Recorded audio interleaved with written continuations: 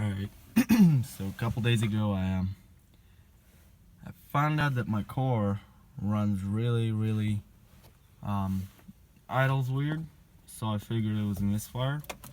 So I took out my gaskets, valve cover gaskets, and I changed them, and put everything back on, and now my car won't even start.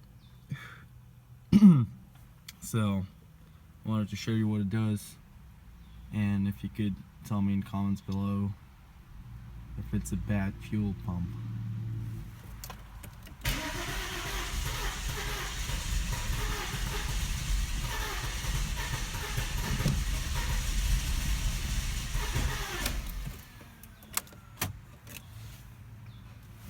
Alright, so I actually got to about